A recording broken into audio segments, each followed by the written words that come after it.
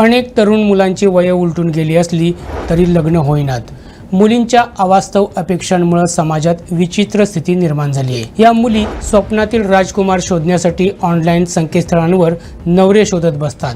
अशाच स्वप्नाळू मुलींच्या डोळ्यात अंजन घालणारी घटना गोव्यातून समोर आली आहे। दक्षिण गोव्यातल्या केपे तालुक्यातील एका महिलेला ऑनलाईन राजकुमार भेटला, पण त्यानं तब्बल 1,45,000 रुपयांचा तिला गंडा घातला। शेवटी लग्नही नाही आणि पैसेही गेले। आपल्याला भेटलेला राजकुमार हा ठग होता हे लक्षात आल्यानंतर तिनं तात्काळ पोलीस स्थानक गाठलं आणि तक्रार दाखल केली।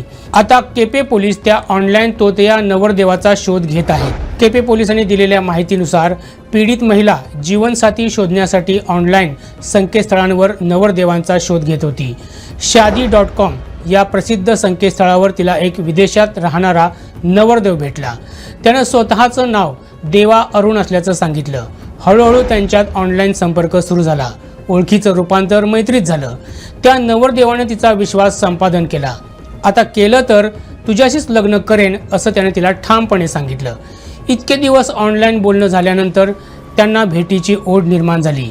त्यानं तिला भेटायला येणार असल्याचं सांगितलं। तारीख ठरली, पण अचानक त्यानं 4 मे रोजी सकाळी 10 वाजता पीडित महिलेला फोन करून विमानतळावर अडकल्याची माहिती दिली। माझ्याकडे केवळ विदेशी चलन असल्यानं काहीच व्यवहार करता येत नाहीत, म्हणून मला तातडीनं पैसे पाठव अशी विनंती त्यानं महिलेकडे केली।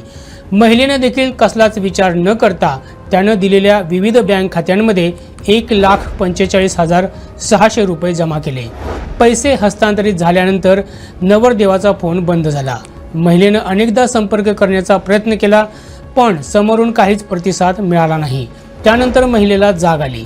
आपली फसवणूक झाल्याचं लक्षात आल्यानंतर तिनं केपे पोलिसांना गाठलं आणि तक्रार दाखल केली। या प्रकरणाचा पुढील तपास पोलीस उपनिरीक्षक योगेश गावकर करत आहेत।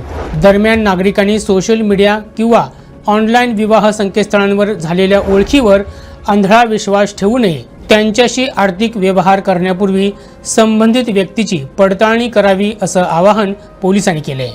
गोव्यासह महाराष्ट्रातील अशाच महत्त्वपूर्ण घडामोडी जाणून घेण्यासाठी आमच्या प्रुडंट मराठी यूट्यूब चॅनलला सबस्क्राईब करा।